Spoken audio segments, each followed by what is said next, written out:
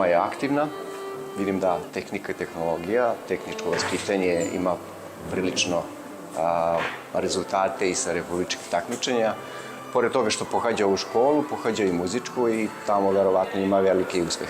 Išla sam na razna takmičenja, najviše iz tehnike i tehnologije, ali sam išla i na srpski i na matematiku i stvarno sam imala dobre rezultate u svemu tome. Moram da kažem da u 5. razredu se u prvom krugu Andreja nije prijavila za takmičenje, ali sam negde videla kroz njen rad, kroz trud i posvećenost na času da ona to može. Pitala me da li bih ti možda išla sa nama na takmičenje, da li bi se spremala uopšte sa nama.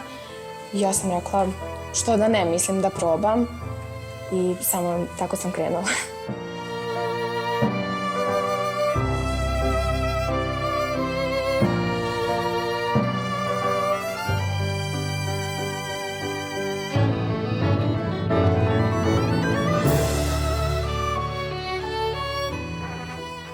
Pa generalno samo slušam dosta na časovima i povezujem kući, pročitam par puta iz knjige i to je to. Pomaže mi oko škole, oko stvari kad ne razumem nešto, kad nastavnik mi ne objasni dovoljno jasno, ona ako zna, ona meni uvek dođe kući da mi pomogne ili pre časa mi objasni ili ako nisam bila u školi, takođe ja njoj se trudim kad god je moguće pomognem.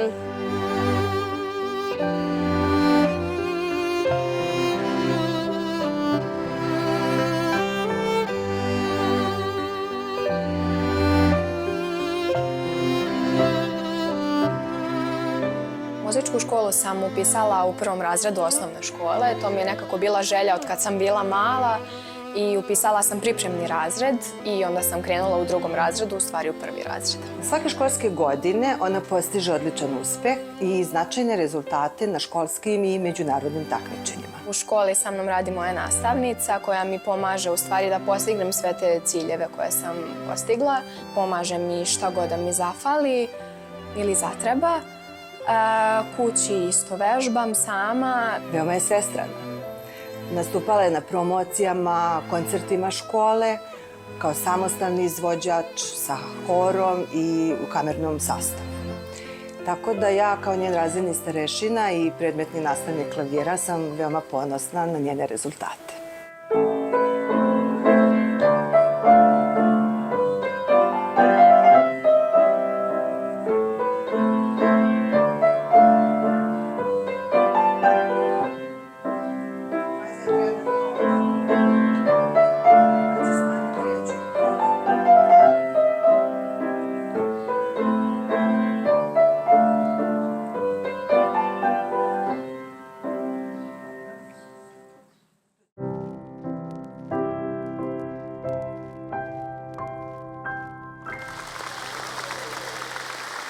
Bravo, evo, dragi naši gledalci. Ovo je deo emisije koju ja posebno volim. Dakle, pored mene je porodica Peranović. Naravno, prvo ću predstaviti Andreju, nju ste već videli. Tu je njen brat Filip. Filipe, nabaci. Bravo, Fićo. I otac Ljubomir i majka Biljana. Ja ću samo... Vi ste se pojavljivali u ovom prilogu, tako nešto ste rekli, ili? Nisi? Onda ću ja pričati malo s vama. Jedna stvar. Želeo bih samo da naši gledalci znaju, dakle, nije ovde nama tema klavir. Njoj je klavir hobi, pored svega što radi, ali mi smo u prilogu ostavili klavir baš zbog toga što je to povezano sa nagradom koju će ona dobiti od nas. Dakle, još jednom da rezimiramo. Ona je vrednica, ona je pametnica porodice, je li tako? Tako je. A Filip? Pa i Filip isto, ali on je samo sa sportske strane. On je sportista, Filip, je li tako? Tako je, sportista. Mi smo se lepo ispričali pre emisije. Da. Sigurno ste ponosni na svoje dete zato što daje takve rezultate. Tako je. Sad ću ja pitam i tato nešto. Evo, Ljubomire, kako se osjećate sad ovde u studiju? Pa evo ovako, dok smo gledali ovaj prilog, prorade emocije u roditelju kada vidi ovako uspešno dete i pokušat ću da vam odgovorim to uz pomoć jedne dečije pesme koje je Andreja često pevala kada je bila mala, a to je pesma Najbolji tata na svetu. I u toj pesmi ima jedan stih gde kaže lepo je biti dete mog tate, a ja ću to iskoristiti samo obrnutom pravcu. Ponosno je biti otac mog deteta. Bravo.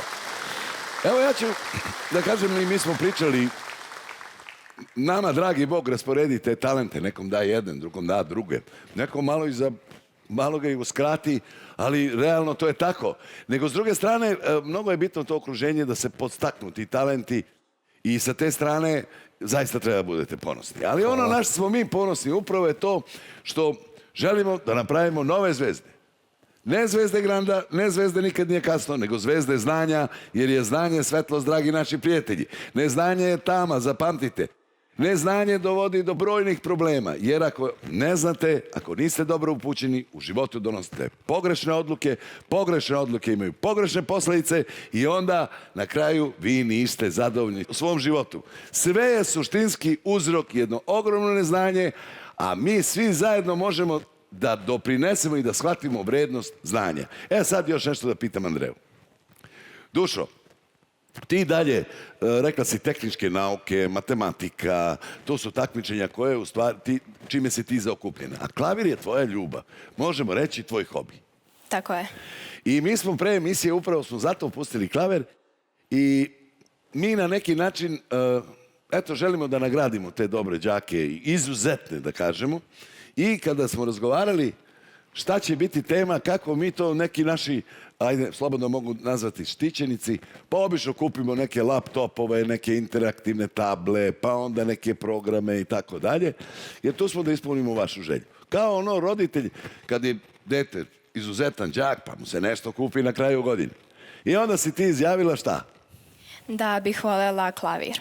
Evo, i mi smo se odlučili i naravno naš upravni odbor, tu je naš dragi Mare i Dragana i Ivke i Marko i svi naši prijatelji koji kontrolišu rad ove fondacije. Naravno, mi smo uslišali tvoju molbu i mi ćemo ostati od da jedan mali pijanino, ne onaj koncertni, jel tako? Nego mali jedan pijanino, kućni i da možeš i kući da vežbaš i da to bude upotpunjena, da gajimo i taj talent, tako? Hvala.